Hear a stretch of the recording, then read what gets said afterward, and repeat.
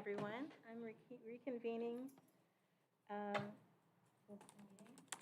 regular session at 7:03.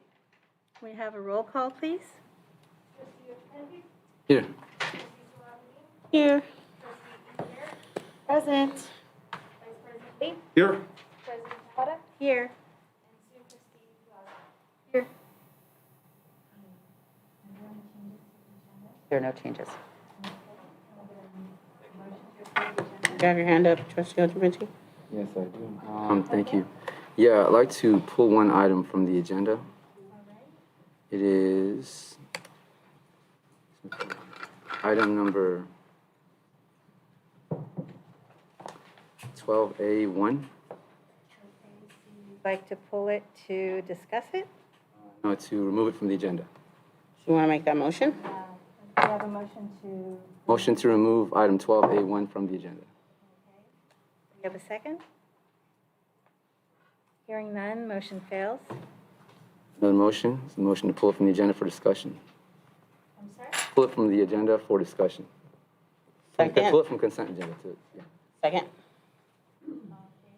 Aye. Okay, with that changed, we have a motion to approve the agenda. So moved. Aye. And now on to the approval of minutes. Move to approve minutes. Second. All in favor? Aye. Item number 9, report out of closed session. So for item 4A, the board approved a settlement agreement of case number 22-002 by a vote of 4-0. And also for item 4B, the board approved the dismissal of employee number 22-001 by a vote of 4-0. Now, for December Student of the Month, Ms. Carey?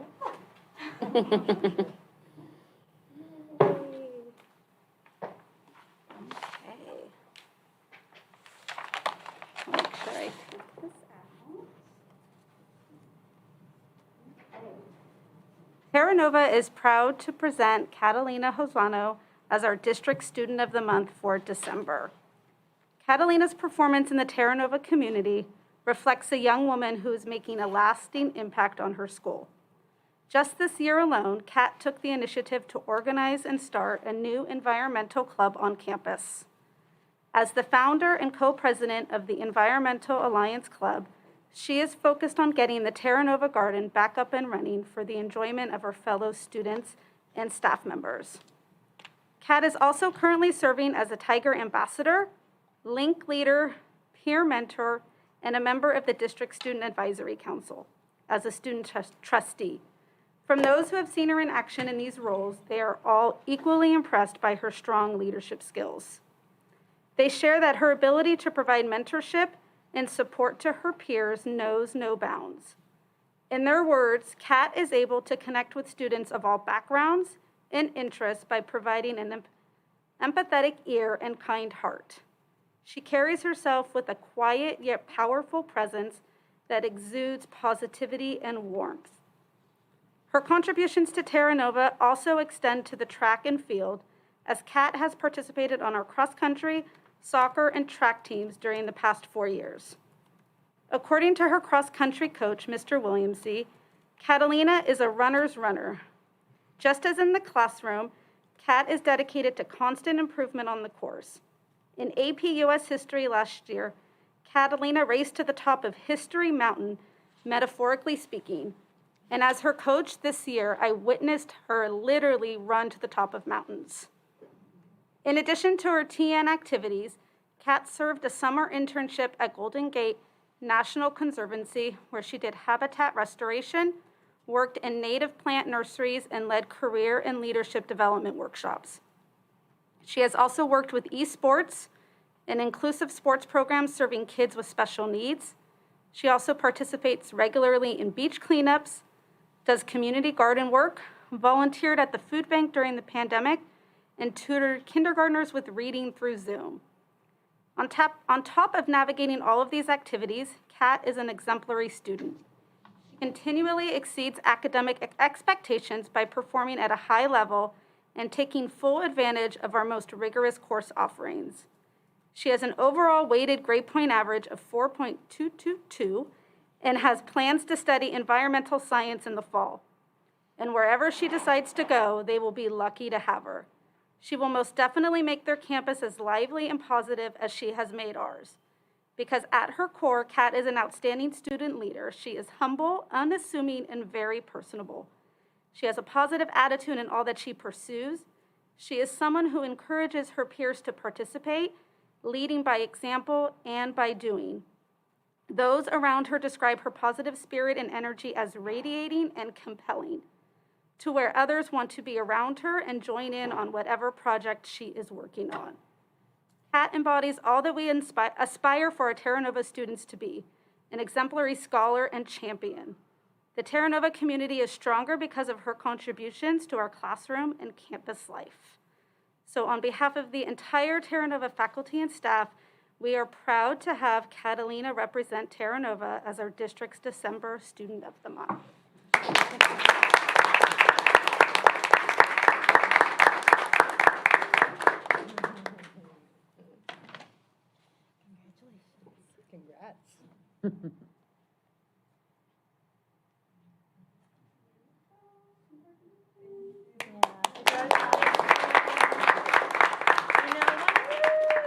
Catalina, we wanted to say a few words. I know some of us here probably would, but I am just so humbled to read about you because you're so unassuming, and it's true. In the 2 years that I've known you, the words that really spoke out to me were that she has a quiet yet powerful presence, and that's exactly how I felt on Zoom when we would have our Student Advisory Council meetings. You participated by Zoom, but you had a presence.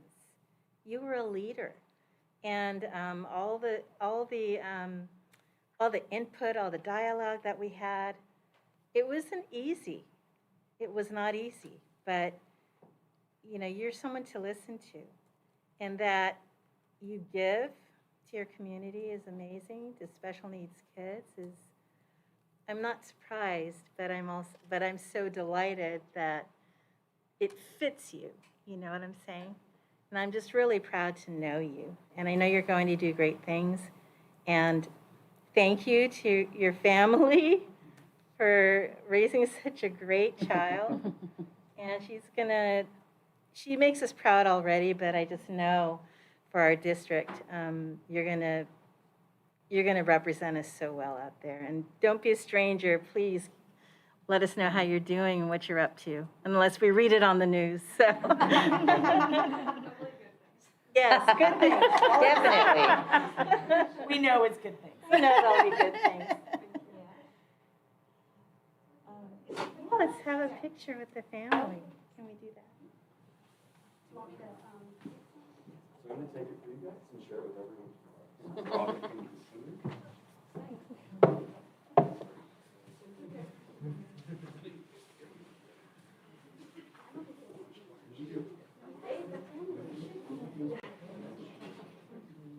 He'll go outside with the family too, maybe. He'll go outside with the family too and take more photos. Just fix your hair good.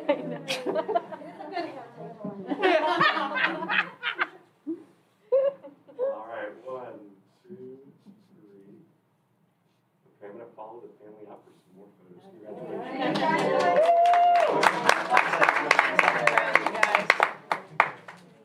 Congratulations. Congratulations.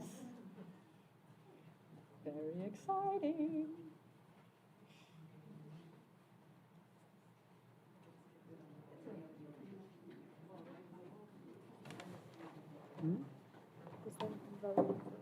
What? Yeah. So wait a second. For A, he moved, she seconded. For A, and all in favor. For B, he moved, she seconded. Andy? Now we're on to our Favor. communications, Or our C board was not report. an action item. We'll start with Mr. Chapin. Yeah, so it has been an eventful month, given the break that we had. As a teacher, it's good to see that our students are wrapping up the semester in stride. It has been a very eventful return to school, I think, for not only our district, but districts across the Bay Area and, of course, the nation, I'm sure globally. Just navigating a pandemic in the first semester back here in the Bay Area, I think, has been a learning experience in itself. And so it's good to see that our students are continuing on in the sense of not only continuing their work, but translating that into work in the community and responding to the challenges of our society, at their age. And so, and just seeing, the discussions and reflecting on discussions about learning loss and what that means, just being proud of our students in that they've learned something that I think, and have taught things to each other and, of course, the community that no other generation has had maybe the opportunity or the adversity in having to engage. And so seeing that in the classroom and outside the classroom has been impressive. In addition to the fact that many of our students are working and enduring challenges outside of class that they don't talk about all the time, but just honoring the fact that of course, our students and our staff and our community as a whole, as a district community, is responding to that and stepping up to get through this next part of this pandemic. And closing out this year strong is the biggest thing, I think, on my mind as a teacher and as a trustee, and so I just want to state that first. In addition, I know we've had some discussion around access to public meetings, in addition to some of our student trustees having access to participate. In my observation, looking at the different responses across the Bay Area, I know the San Francisco Unified had passed a resolution advancing or promoting, or at least sustaining access through Zoom and some level of equity in terms of participation for not only the public, but public officials and really our district community as a whole. And so looking at those challenges and seeing that reflected on the news, I think it's important to note that whatever we can do in terms of public information, in terms of expanding access to civic engagement, we should be embracing rather than finding ways to distance ourselves from our community and those who want to participate, especially since we've done distance learning with our students and we've been so remote for so long. So hoping that we can find a better way. I did advance the resolution passed by the San Francisco Unified School District last month. I would like to see it on the agenda. I was notified that it was not taken up for our agenda. I will remind and reintroduce that to our board, and I believe that it's something that should be considered, especially moving forward, given the uncertainties of what's next, even in the case of that our students may or may not be filling out forms for exemptions or maybe haven't received their vaccinations yet. And so keeping that in mind with the case of our student trustees, I think is important. Public comments are noted. I do think speaking to that issue particularly is important, especially as public officials. To that effect, I did file a request of my own for a Public Records Act request. I actually simply made a request as a public official to our district to disclose any and all documentation surrounding Westmore Park and the Serramonte Del Rey project with regards to the 7-Eleven committee on the surplusing of this Serramonte Del Rey parcel, this land, and it was denied by the county council. As disappointing as it is to see that response, given that the county lawyer, the county council, works for every member of this board and district community, I do believe it's still within the public's interest to have access to public information so that we can make informed decisions, ones especially that impact our community in such a heavy way. And I feel like these things are not taken lightly, but these are issues that we should be bringing to light in our meetings and embracing as part of our discourse around public information, civic engagement, and of course, transparency, accountability, and responsibility as public officials, especially at this time. To note on that, that Public Records Act request was denied, but it still stands. If that information is not furnished, it is a pretty egregious act to be committing when withholding information not only from the public, but from a public official who has requested it multiple times. So I will be expecting the information in a timely manner, and I will be looking into whatever documentation in specific should be required. but I also encourage the superintendent and, of course, this board to comply with the law at the state and federal level with regards to freedom of information and public information per the California Public Records Act. To that effect, I also just recently learned that some of our students from Summit Shasta have been told to not go to the community garden, which to me is a bad faith negotiation on what the current standard or the protocol and engagement with the garden has been. The city council has asked the garden be maintained and that it be maintained with public access. That said, there was an article in the San Francisco Chronicle regarding this issue. It's a very important issue. I would encourage everybody to find that article, to look at it online, and to gather more information on this if you haven't been informed yet. It's something that we've debated at length and had dialogue about here in board meetings as well as in the community. I believe our Shasta students have spoken to the issue as well. They were featured in the article, the San Francisco Chronicle, in addition to our gardener here with the community garden, who was featured on the front page. And so hearing that, one, our students are being banned from a public resource, an educational resource, especially students at Shasta Summit who have very little space for recreational or extracurricular activities, to me is alarming. It demonstrates the priorities of whoever's banning our students from this district. I don't know what staff member or what maybe even board member has given direction on that. I certainly did not do that. That garden should be open to the public per prior agreements, and there has been no public change in that agreement that I've been notified of or anybody else I know has. So if students are reporting this to us secondhand, it's another layer of a lack of transparency, and I believe bad faith, just collaboration with the community, communication. I'm sure this will be discussed at the city level, at the county level, and of course, with respect to our students, it's an ongoing discussion that should include them and not exclude them. I believe it sends the exact wrong message to all of our youth and community who have contributed and made this garden beautiful in what it is. That said, bringing to light the fact that Shasta reported that they are using their gym or their other facilities as spaces for education because of COVID and the need for expanded space, I would recommend to our district to be able to provide access here at Serramonte Del Rey, as was used before to some capacity, just to extend that space for at least some temporary agreement so that they can use the basketball court or some of the facilities here, which our students need, not only in terms of physical education, but in terms of mental health and wellness. Those are assets in our community that are continually used here. They're rented out, but they're also resources that I feel like should be available to our students first and foremost, as this is an educational facility. Beyond that, what I did notice was that on this issue that we have board members who have readily engaged with private corporations, and not just nonprofits, but private corporations who are clearly aligned with the real estate lobby. Not only is that alarming, it poses what I have been concerned with from the beginning, which has been addressed but not fully.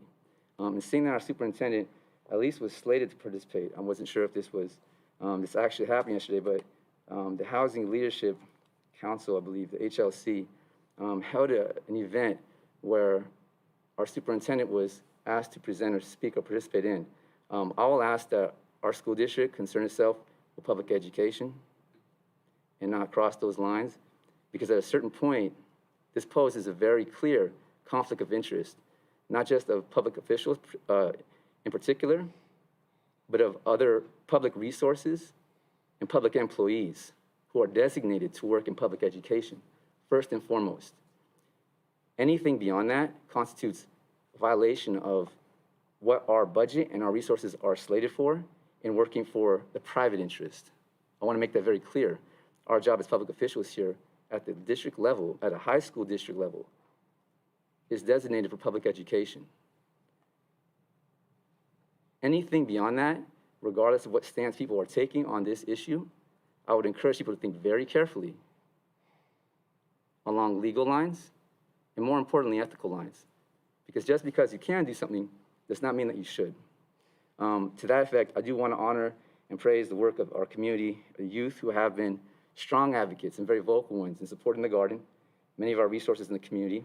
and in advocating for social justice and environmental justice together, especially as we close out Native American Heritage Month and I think a year of social justice and activism that has highlighted the need to understand these issues in an interdisciplinary way, in an intersectional way that uplifts us and includes everybody instead of excluding people from conversations, decision-making processes, and of course, civic engagement in our community. As we close out 2021, I want to also encourage everybody to take that to heart when our students are putting themselves out there with all the political pressure in our community. To the contrary, because we have teachers, staff, administrators, and community at large who do, I'm sure, feel very, very much under pressure and silenced because of the political pressure around promoting real estate in San Mateo County. I think it's dangerous to do that. I think it's important to understand that we have civil rights and civil liberties. They are protected. They're protected by the law and by social movements that have made gains in the last year and a half that we should be thinking about when we make these decisions. And lastly, I look forward to the California School Board Association's annual education conference, CSBA AEC, this week, in discussing not only these issues, but more. As a teacher, I think it's always helpful to be informed by these processes. I think it's also empowering to see that there are other public officials moving in line with best practices and emerging practices, especially right now. And I'll leave it there, and that's all I have today. Thank you. Ms. Salahuddin? Thank you. Thank you for those comments, Trustee Ochipinti. I'm glad you brought up the CSBA conference because there was presentations from other school districts that were doing exactly what we're doing to raise funds for their school districts. So it was nice to be at the CSBA conference in San Diego and find out that we are not alone in using our land as a resource to develop market rate housing in order to raise funds for the district. And we're not even alone in this county. South San Francisco has already done it, and San Mateo Unified is looking to do it alongside us. So we are not unique. We are not the first to do it. We will not be the last to do it. But I am glad that we, as a board, voted to move forward in doing something to try to continue to raise revenue so that we can provide education. So I think everything that we've done and we continue to do is in the best interest of our school district in an attempt to continue to generate revenue so that we can't teach without staff. You know, the core function of the district is to teach, and we cannot do that without staff. So how do we retain staff? If there's another way to raise revenue in the district, Trustee Ochipinti, that you have, we, as a board, we work as a unified body. We'd be more than happy and open to hear any other ideas to raise revenue in the district that you might have for us. Because, just like me, none of us joined the board to become housing developers. But, we're working with the cards that we've been dealt, and one of the resources that we do have in the district is our land. If there's another way that you can find that could raise similar funding, we're all open to hearing any other ideas that you can have, or additional ideas that we can raise money on top of the money that we're hoping to raise with the development of our land. I would also like to talk about unity of purpose, and that as a board, we work under the premise of unity of purpose, in that there is a time to talk and debate on topics, and then we vote. And once we vote, we unify behind that vote. We don't continue to debate the topic because then it gets in the way of doing our work. And as a board, it doesn't matter if you voted for something or you voted against it. If the majority of the board votes to move forward in a direction, that is the direction we all move forward on the board. And, I have been on the other side of votes. We moved forward with a bond in this district that I did not vote for. But what I didn't do is every subsequent board meeting that spent money on that bond raised the issue of why I voted against the bond. We, as a board, decided to vote for the bond, and therefore are united behind the will of the district and the will of the board, as we're supposed to, and as is stated in, most every single training that we're given in CSBA. It's about unity of purpose. And I have seen how important that is because it is exhausting to continue to debate this issue. I would like to talk about other items. I saw you out with, I don't know, members of the organization. I don't know particularly which one, taking care of the altar around the recent shooting. And I know we're looking into doing ethnic studies, and I would like to spend more time on this board talking about ethnic studies. Per your suggestion, which I found was a really good suggestion about getting translation services here, there was an organization that I worked with at CZI that did fantastic, phenomenal translation services that I put in contact with Superintendent Presta, and we're hoping to bring them in. And I would like to spend a significant time talking about how we can integrate them into our board meetings and into other areas, because I agree with you that we need to expand and be as transparent as possible. And we know that we have a significant amount of our students and families and community members who speak different languages. And I really found the way that they go about translation, just the explanation, I'm really excited to have them come in and have you see them, that they spoke about it in a way that I found was really transformational and made me rethink that area. And so I'm thankful for you to bringing that back up, because it reminded me to reach out to that group. I'm really looking into kicking off our equity planning and get the policy in here. I know that we have a unified purpose and a unified goal on policing and what we want to see with police here. So while we're never going to agree on this issue, I would like us to see, there's a lot of things that we do agree on, and I would like us to see if there's a way that we can spend as much time disagreeing on this issue, working on things that we agree on benefit and behalf of the district. That's all. Thank you. I don't have too much to say. Well said, Trustee Salahuddin. It was really nice to spend some time with my other fellow board members at CSBA last week to connect and network amongst other like-minded trustees and educational staff. So it was really wonderful to be able to do that. I enjoyed my time. I appreciate you all doing the work here every day of the year, regardless of a board meeting or not.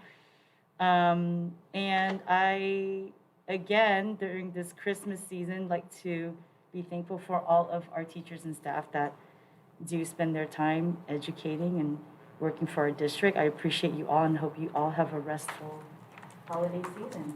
That's all I have to say. Thank you. Mr. Lee? Yeah, it was good to be at the conference last week. I attended a couple of some very good sessions, actually. In fact, I wasn't planning on it, but I figured I should check it out anyway. There was actually one on workforce housing, which was actually, even though we're doing it, and it was fun to tour the building today, and thank you, Ms. Phillips, and to the JHF team for taking us through the building earlier this evening. Fantastic. The building looks fantastic. That 1 2-bedroom unit is just incredible, with pictures with the cabinetry in the bathroom, and the size of that 2-bedroom unit is pretty remarkable. So phenomenal work. Can't wait for this to open this spring. But going back to the workforce housing session, it was interesting to be able to see what other districts are doing, and they specifically spoke. One of the presenters was Berkeley Unified School District, and in fact, they're using a model similar to what we're trying to do with the affordable parcel here at Serramonte Del Rey, where they've gone to using actually a separate developer to develop the workforce housing on a parcel that they've picked right adjacent to their adult education facility. After spending some time looking at 4 possible sites throughout the city of Berkeley that were again on Berkeley Unified grounds. So it was just interesting to see that their process was very similar to ours, but the actual execution of the building is through a methodology that we are looking at for an additional parcel here on this particular site. The other thing is that I attended a couple of sessions on crisis communications and digital tools and communications, and that was actually really good. And I think there's some good information I will pass on to you, Ms. Presta, since I think there are definitely some best practices that were noted there that we can definitely do, and especially in the area of digital communications, which have vastly improved with Director Warden. but there's definitely some things that we can definitely take to another level. So really, really good conference, good to be able to connect with each other as well as with many of our school board colleagues throughout the county as well as throughout the state. That's all I've got. Yeah, it was a really good conference. I don't know. There are some, I think it was scaled down because there weren't as many topics that you can, a lot of workshops, because there were some that I would look at and they didn't apply to us, you know, and others on mental health. I read through it and I saw the speakers and I thought, well, I think we've got that covered here. So I'm not going to go to that one. But what I do want to, so Trustee Green from Jefferson, he couldn't be here tonight because he couldn't get a ride, but he would like me to read his report. Students are still recovering from the false threat we faced on Monday. Some students report that they had felt unsafe to return to school today, but who can blame them? It was a very traumatic situation that wasted both school and local resources. But quick action from our staff containing a would-be threat and getting our students to safety was the highlight of that event. That is all I have to report. And I do want to thank Ms. Emmendorfer and her staff, the teachers, the classified families, the students, Mr. Orden, Ms. Basuino, Ms. Presta. You know, I got, because I'm on the board, I get the timely reports of what's going on as it happens. And but I also had a child there. So it's, I knew she was going to be taken care of. I wasn't worried about that. What I was worried, but not knowing, I mean, just that she's out there and we don't know when the kids are going to be able to come back in the classroom and, you know, if it's safe, but I think it was handled really well. I mean, not anything, this is not a perfect situation, of course, you know, but she was traumatized by that. You know, she said it was scary, Mom. It was really scary. We didn't know what was going on, you know, and she did not feel safe enough to go to school today. So this is a mental health day for her, and I suspect for a lot of the students. But I want to thank everyone there for taking care of everyone there and all of us. And with that, I'm going to turn to Ms. Presta. President Tejada. So I will just sort of add on to your remarks about yesterday and as well as Trustee Green. It's never what we want to have happen, to have a false threat at a high school, have any threat of violence at a high school. And so that's nothing that we want to come to work or come to school and have happen. And I want to really say that I am so thankful and proud of the administrators, the teachers, the staff, the students, everyone. The students reported it to the administration immediately.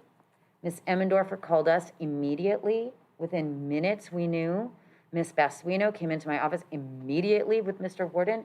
Ms. Basuino said, would you like me to go down there? And went down there immediately. I mean, like, honestly, it was all, people were very clear-headed and calm and took care of it.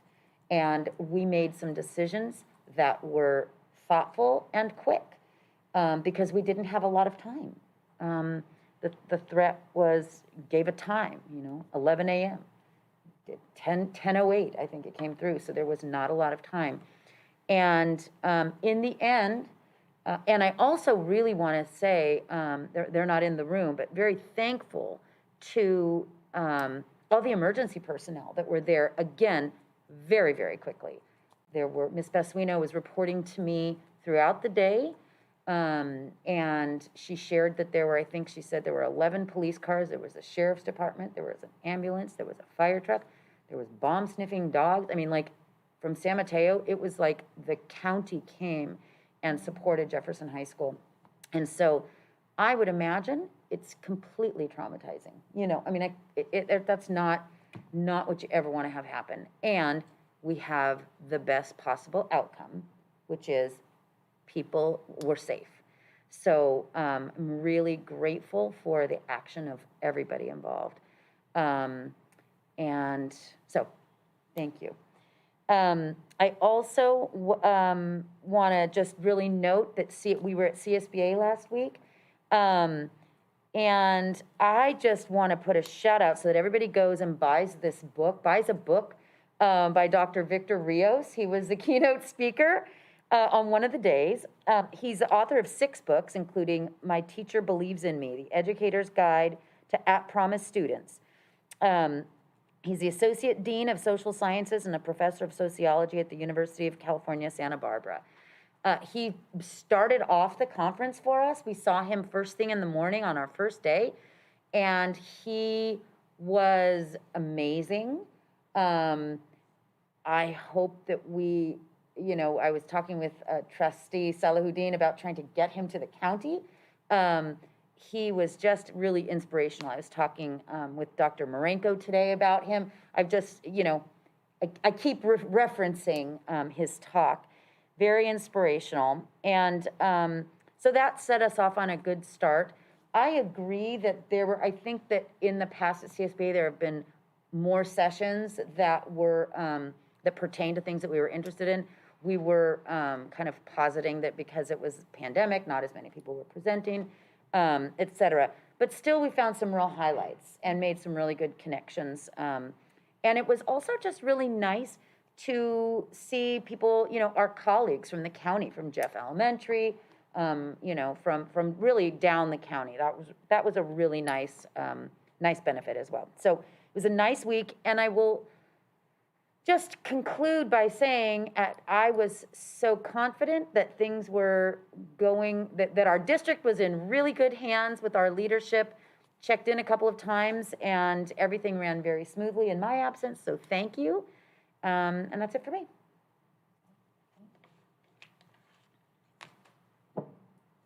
Ms. Casey, AFT Local 1481 report. Hi, good evening. I don't have very much to say today.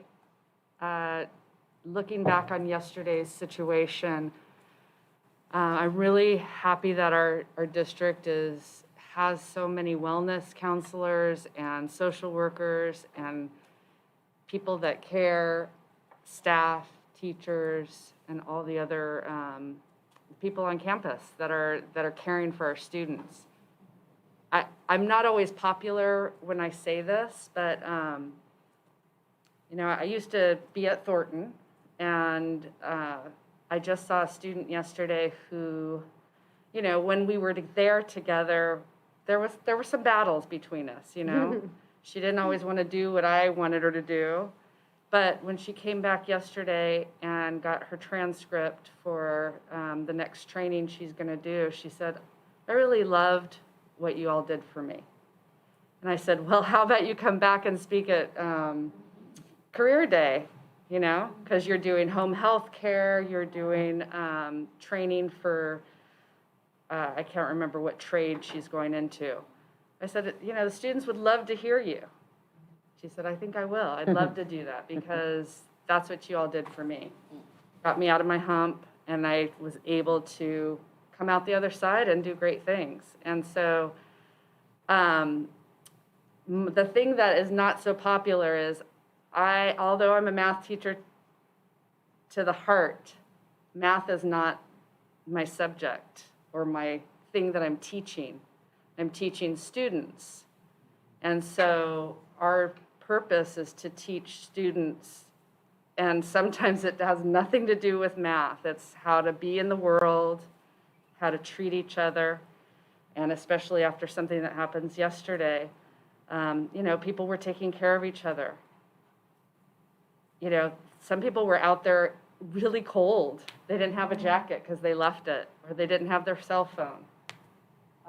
And they were worried, but they took care of each other. And so we need to remember that we are teaching people, and we want them to be better people. So if you can put that in with science, math, art, whatever, you know, that's the main thing, you know, better people. Because learning, we can do the learning.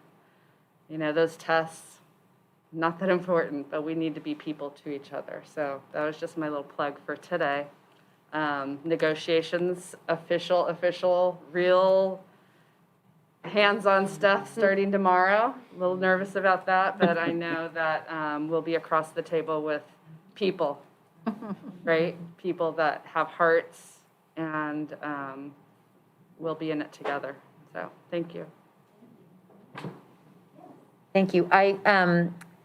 Thank you, Monica. I realized when you were speaking that I left out our wellness coordinator, Melissa Ambrose, who was also wonderfully like, what do you need? What can I do to help the situation? Because our wellness counselors at Jefferson were there and also experiencing the trauma. So she went down after school yesterday. She was there all day today. So thank you to her. So I didn't want to be remiss in not mentioning her. And I do want to add that, you know, when my daughter, she was starting her AP Lit test in class when they were told to evacuate. And so 3 hours later, they went back to the classroom to get their things, and all of the kids said, "What about our test?" And Ms. Rubin said, "Don't worry about that test, you're all getting A's." And they just like, "Ah, thank God." You know? All right. Because they've been, I mean, actually stressing about that test for a while. Yeah. So, but, you know, it's that human connection. Let's see, so we don't have a COVID-19? No, there's no report tonight. All right, so, so I know we pulled item 12A for discussion. So I guess if we want to just follow that, we'll just, let's go ahead to the consent agenda. Approve consent? Second. All in favor? Aye. Do we have any public comment? Not tonight. Okay. So we have pulled, I'm moving around too much on here. 12A1. Okay, 12A1 for discussion. So that's the Jefferson Elementary School District Resolution in support of providing JUHSD stable school funding and improving student education through the Serramonte Del Rey project. So, Mr. Ojapinti, you asked to discuss this? Yeah, somebody asked to put it on the agenda, so I guess my first question would be, who placed this on our agenda?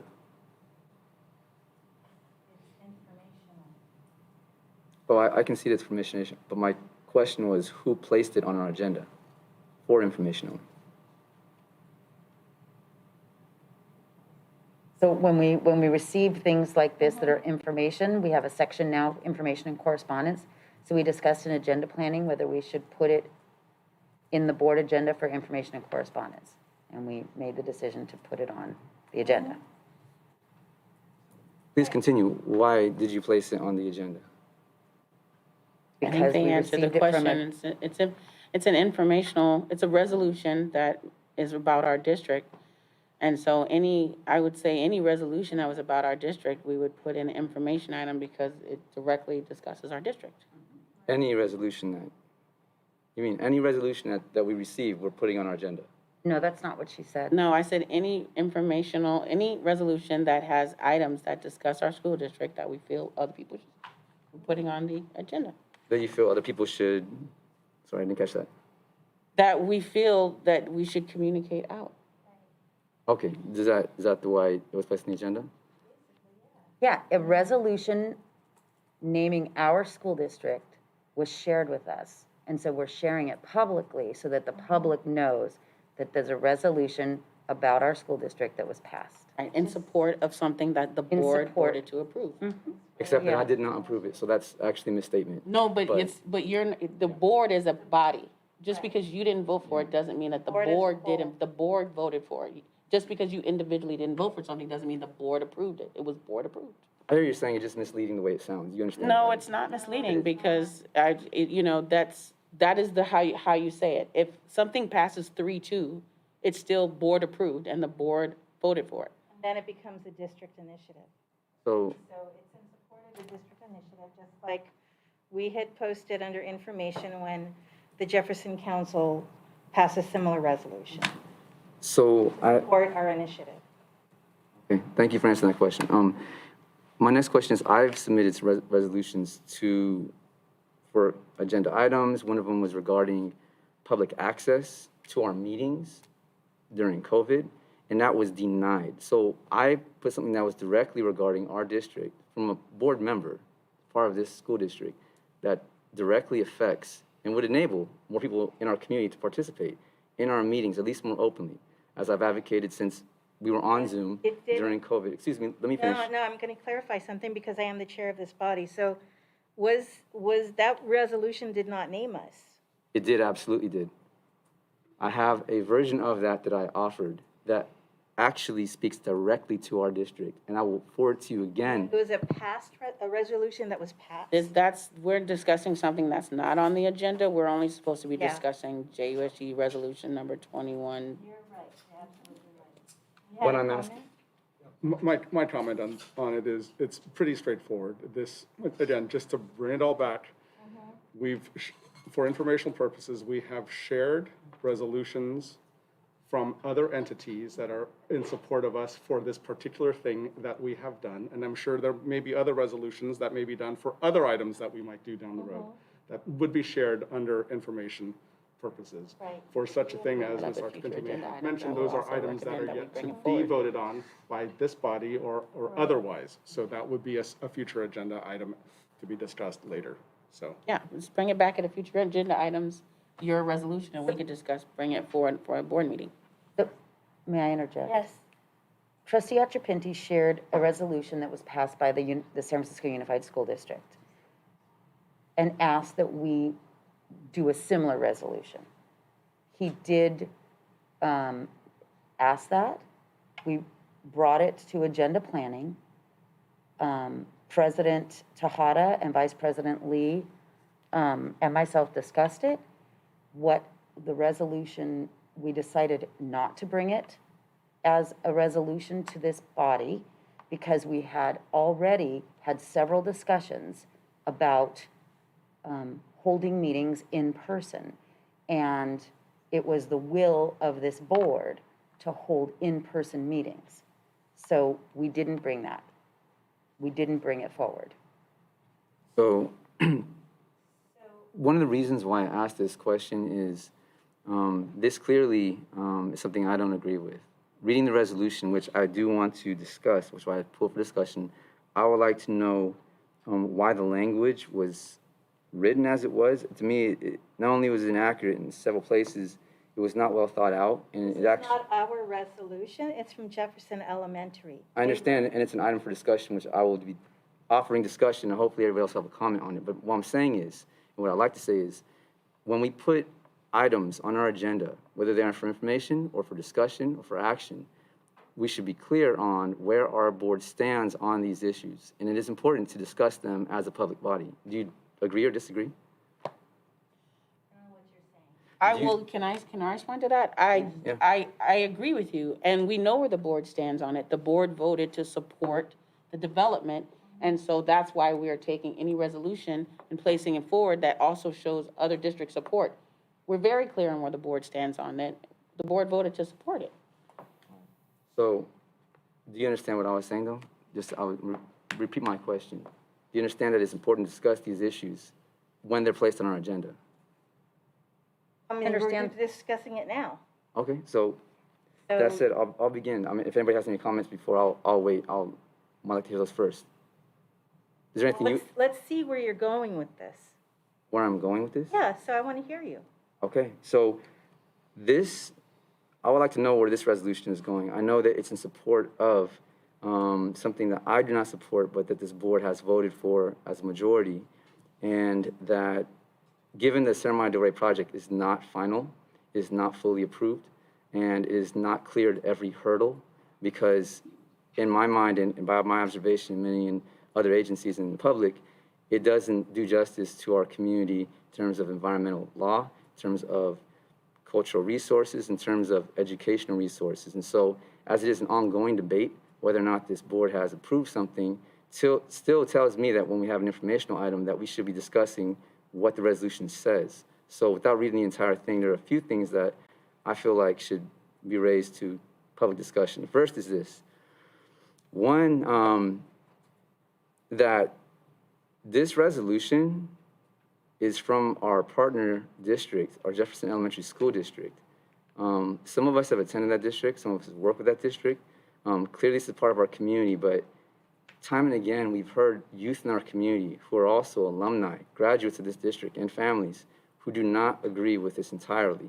So when this comes from the school board, my first question would be, does anybody know what kind of communication the Jefferson Elementary School District Board of Trustees has had with our community prior to making this resolution? No, and I think you should ask them. They would have the answers for that. Okay, I will ask This them. is just being shared out on an agenda, published as information. We did not write it. They supported us. They wrote it. If you have questions about it, I suggest you ask them. And Mr. Lee had a question. Actually, just a comment. I would actually just like this conversation to end and move on to the next item because we're not going to get anywhere. Yeah. This discussion is not going to go anywhere, and I'm really, frankly, tired of Mr. Archipinti's grandstanding on this topic this evening. Excuse me, I need to follow that before we move forward.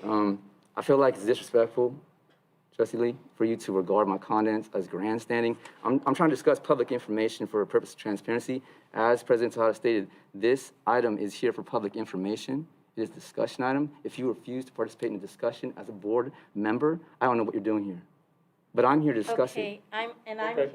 I'm the president. I'm gonna have to say, let's move on to the business of the district. So this is the This business of the district. Are you closing the item before I finish, before anybody's?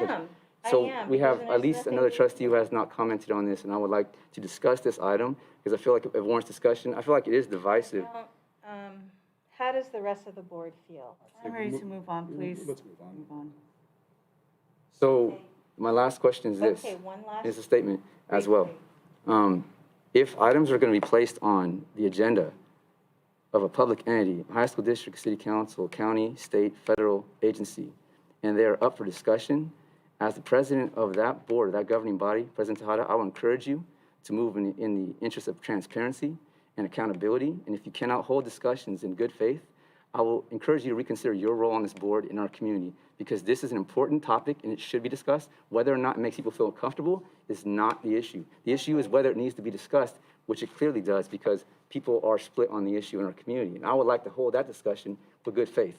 Does that make sense? But I think the issue is that what I was speaking to earlier in my board comment is that the board has, it's people in the community may have divisiveness on the issue, but this body has already decided on what we're doing moving forward. So you're continuing to move against the body is actually causing the division here. We as a board have decided that we want to develop the property, and that, of course, as a board, since you have said that the item has some contention in the public, are going to look for people to support us, and so we can continue to make our case, because the board has decided to move forward. So of course we're going to do this. Of course we're going to present people in support of something that the board wants to move forward. I don't understand your point, actually, in continuing to fight something that the board has already decided. So I'll answer that quickly. One, no, excuse me, if you don't mind, I would like to respond to Trustee Saladin's question. I do, but I'm gonna give you a little leeway here, but we gotta move on. Okay? President Tejada, I'm not asking for permission to respond to an issue. I'm simply informing you that I should be responding to it, and I'm asking you to just follow procedure. Go ahead. So firstly, this issue is not settled. It's not fully decided by our board, and it's not going to be fully settled by our board. The city and other agencies have a say in this. That's part of the public process.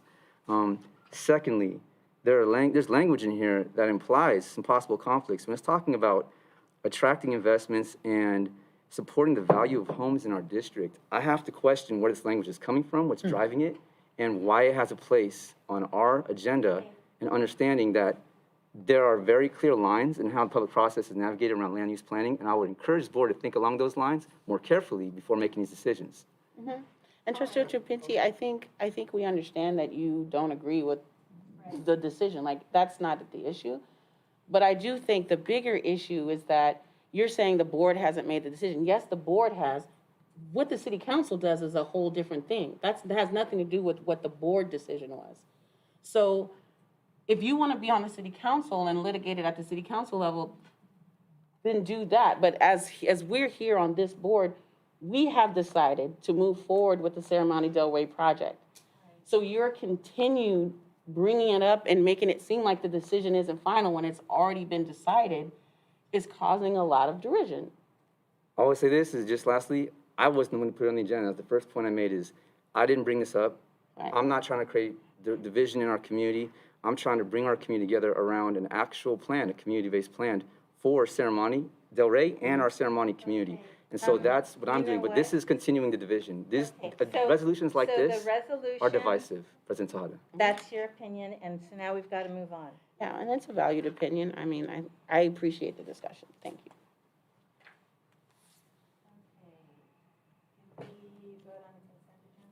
Yes.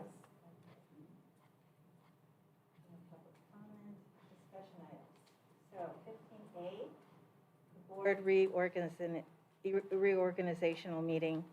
So You want me to give a little bit of the background? Yeah. back in July 2018, the governor signed AB 2449, which changed the taking office date for school district board members to the second Friday in December. So even though 2021 is not an election year, pursuant to Ed Code 35143, the board reorg meeting has to be held in the 15 days following the second Friday in December. And this year, that window is between December 10 and December 25. So now we're going to discuss a mutually agreeable date between the 10th and 25th. I suggest next week. If we could bring out our calendars. Yeah. December 14th would be next Tuesday, if we wanted to do it on a Tuesday. Yeah. December 14th, next Tuesday? Does that work, you guys? Again, I'm polling. I just checked. I have two more calendars. to check. You have two meetings? I'm checked. I have multiple. There's like school district calendar, Multiple work calendars. calendar. Hold on. Yeah, no, no. At the regular time, 7 p.m. or? So no, I cannot do the 14th. I knew I had something. Okay, hold on. 15th works. You want to do 6 p.m.? Do you want to do 7 p.m.? What? 6 p.m., like if we do 6:30, like the 5 and the 6 is tough for me to get over here from the East Bay, and I'm sure for Trustee Pinti as well, so. Is 6:30 okay? Why don't we just keep it at 7? Let's just keep it at 7. Okay. Okay, it's 7. Either way's fine. Okay, 7. December 15th at 7. All right, thank you. Now on to our action items. 16A1, the Jefferson Union High School District revised contract negotiation proposal for the 2021 to 2024 school years. Ms. Lujan. Good evening. Ms. Busuina's listed here, but it's okay. She's closer. There's that whole poll issue that you have to navigate. Good evening, everyone. At a previous board meeting, you approved the negotiations proposal for the 21 through 24 school years. And in meeting with the administrative team, we realized we accidentally left off a couple of articles. So we publicly posted it, informed AFT, and now the revised reopeners are coming before you for consideration. Welcome any questions. Approve. Second. Aye. And you're still there? Policy 4216, the second read. Hello again. So before you this evening is Board Policy 4216. This is the second read. No changes other than updating the language from 1 year to 6 months to be in alignment with Ed Code for classified employees. Approve BP 4216. Second. All in favor? Aye. COVID-19 pandemic stipend, Fall 2021 MOU. At a previous board meeting, the board approved a MOU to provide AFT members with a COVID-19 pandemic stipend. We would like to extend similar provisions to members of Teamsters, so we've come to an agreement on an MOU to provide Teamsters members a stipend as well. Motion? Approve. Second. All in favor? Aye. 2021-2022 COVID leave MOU. Again, at a previous board meeting, what was approved was additional COVID-19 leave provisions that are not covered by workers' compensation or exclusion pay. So we would like to offer the same extension to members of Teamsters as well. Approve. Second. All in favor? Aye. Food service employee salary schedule update side letter. On January 1st, 2022, minimum wage will increase to $15.53 an hour. So as an immediate fix, what we would like to do is update the salary schedule effective July 1, 2022 to ensure that our nutrition services employees who are at step 1 of range 16 and 17 are actually compensated at minimum wage. Our intention would be to discuss this further when we open negotiations so we square off the salary schedule. Second. All in favor? Aye. Job description, transportation and facilities rental specialist. So through collaboration with Associate Superintendent Van Raphorst and Director Peppers, we have re-envisioned a little bit of better way to support the bus garage and maintenance department. And so this is a new job description that will coordinate district transportation, manage facilities rentals, and provide general support to the director. And we would like to create this position to just help provide better support to the department. Moved. Second. Did Ms. Van Raphorst did you have your hand raised? Well, I did just want to mention that it is, it will not be a posted position. It is a position that's already filled by someone that will then just move into that new position. So I just wanted to clarify that because it sounded a little bit like it was going to be posted. So that the job description is, they're already doing the job. That's correct. So I'm sorry, we had a motion and a second. All in favor? Aye. A variable term waiver for David Delaney. Last item for me this evening is a variable term waiver for David Delaney, who is an English teacher who is not quite met the basic skills requirement. So what we would like to do is do a waiver. He has already passed one section of the basic skills requirement, CBEST, and is signed up to take the next 2 sections. So moved. Second. All in favor? Aye. Thank you. Thank you. Thank you. Okay. After Ms. Van Raphorst, the first interim budget report for 2021-2022. Thank you, President Tata. Good evening, everyone. I would like to be able to look at the, how do I, okay. Don't do anything. There we go.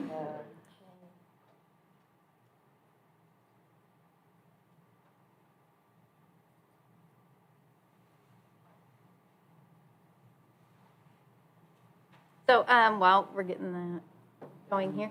So, Ed Code requires that we prepare and submit 2 interim financial reports to the CDE and the state superintendent. The first interim report is what's before you today, is based on the activities between July 1st and October 31st. The board is required to certify in one of three ways. Positive certification indicates that we will be able to meet our financial obligations for the remainder of this year, as well as the subsequent next 2 years. And that is the recommendation from me, is that you certify us as positive certification, because the records that are before you show that we will be able to meet our financial obligations. Oops. So, I don't know if I can make this any bigger. Can you guys see it okay? No, I can see it. Okay. All right, so I just wanted to highlight a couple of the high-level pieces of information from this report. The one key piece of information is that we are declining in enrollment again. We had leveled off for a while, and then since COVID, just like the rest of the state, we are seeing unexpected enrollment drops. So we are planning, for that. You have previously approved an agreement with a demographer, so we'll have more concrete information going forward. Also, our property tax increase, we did project that we would see a 2% increase in the property taxes, and right now we are seeing estimates closer to 4.5%, and so that does increase the amount of revenue that we have. This graph here shows our historic tax revenue change, and so you can see that 4.5% is in, kind of the average range. I did revise the projections for the coming 2 years to reflect the conversations that we've been having at the County Office of Ed and with the State Assessor's Office to 3% and 3.5%, which are conservative projections. With those projections, then what I always like to share is the gap between our LCFF formula and our property tax revenue. So the LCFF formula is what the state guarantees that we will receive. That's the orange bar. And as a district, we have been in a community-funded status for a few years now, and this gap between the LCFF formula and the tax projections is projected to grow, which means that our safety net is getting further away. I also think that we will see an investment at the state level into the LCFF formula because the state is showing strong economic projections. So these orange bars probably will grow when we see the new governor's budget in January. Some items to point out here. We do have strong reserves here, higher than we typically have, but we are entering into negotiations. So that will be a topic of discussion going forward. I did want to point out that the deficit that's shown in this current year is not a structural deficit. It's because we received COVID relief funds last school year that we're spending this school year, and that's why there is a negative difference between the revenues and expenditures. And then a couple of the changes from when we were at our budget adoption and now the first interim report. I've spoke about the improved tax revenue projections. We have some changes to special ed funding that was increased since the budget was adopted. We also are now required to log ASB funds as district income, and so that's why the local revenue, I know, is crazy. Yeah. And so that's why the local revenue looks higher. And there's an item later to talk about that. Some adjustments in our staffing and carryover funds. And then we were anticipating seeing more students placed out of our district, but it turns out this year we were able to keep a lot of those students, so that has been revised downward. And that is pretty much it. I did want to point out we do still have $250,000 each year budgeted towards the contributions for food service programs, But with the change in the program that everyone eats for free and we're getting reimbursement for all of those meals, I think it's going to be revised downward, but I don't want to do it until we have more data. But right now, we're a lot closer to breaking even than we ever have been, so. That's it. Are there questions? Very nice. Good news. Forward. Thank you, Tina. Oh, it is an action item. Good deficit. Yeah, we have to, so It's an a action item, move to people. approve the first interim, oh, sorry, did you have a question? I'll move to approve the first interim budget report of 2021, 2022. Second. All in favor? Aye. Yay. Thank you. Now for item 16C2, change order number 9. Thank you.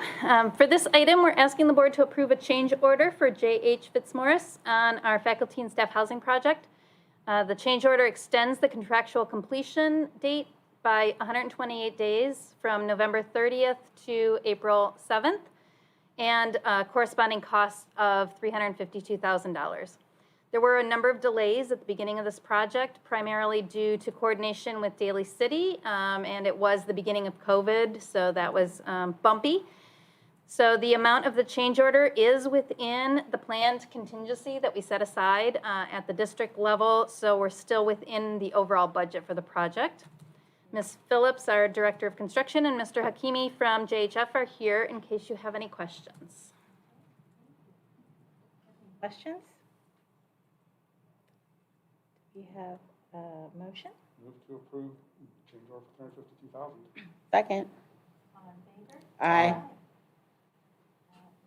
Resolution 2021-22. Well, just really quickly though, since he's here, I just want to again say thank you for all of the work that you guys did. I was blown away. I mean, every time I pull into this building to go to a meeting or something, it's been a really rough 2 years. It has been a really rough 2 years, and it has been a highlight of just pulling in and seeing the progress, and now seeing how closely it looks to the renderings. Oh my God, I'm just, and it was such a heavy lift to get this rolling, and we were I remember that the consultant came through and said, you know, I do this presentation all the time, but most school districts don't even move forward with it. They just get as far as it. So to see what we were able to do as one of like the smallest, lowest funded school districts, I'm so proud of us. And thank you for making this like a reality, literally a physical reality. It's just beautiful. Thank you, thank you. Please thank everybody that's worked on it. It's just really. And thank you for staying here.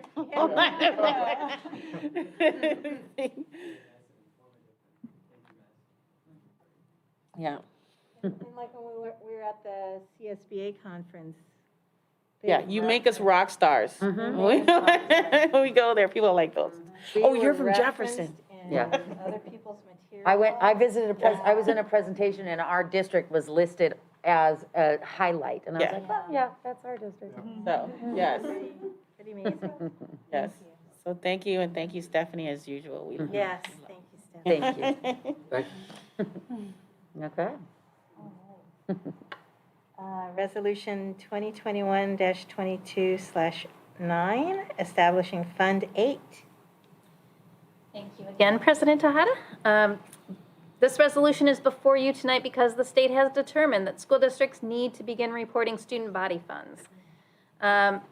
Rather than these funds being in the general fund where they're confusing and they add to our reserve percentage and all of those different things, it's recommended that we open a new fund for the purpose of tracking our ASB funds. And so I'm recommending that we open Fund 8 for this purpose. Okay, now I understand this more. I get you. When I read this, I was like, what? Okay, so, yep. So moved. Second. All in favor? Aye.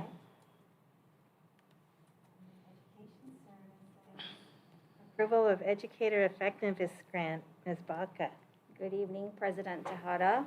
Good evening, Board. So before you is the Educator Effectiveness Block Grant that outlines the district's proposal in allocating $1,057,516. It's a one-time federal stimulus funds dedicated to the professional learning of teachers, administrators, paraprofessionals, and classified staff that interact with pupils in order to promote educator equity, quality, and effectiveness. So on November 16th, I presented the plan to the board for discussion, and tonight I would like to recommend that the Board of Trustees approve the educator effectiveness plan. Yeah, just a comment. Thank you for this. Again, just want to highlight, when we're talking about, supporting our students in special education, general education, and using universal design for learning, talking about ethnic studies, and a lot of support from all our educators, our staff, including paraprofessionals.